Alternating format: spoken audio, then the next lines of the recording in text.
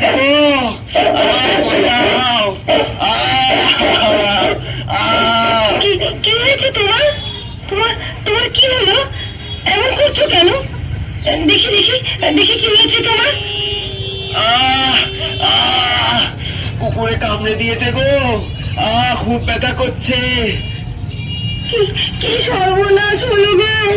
কুকুর কামড়ালে জলাতঙ্কের রোগ হয় শুনেছি। কে আছো? আমাদের আমাদের সাহায্য করো, আমাদের সাহায্য করো।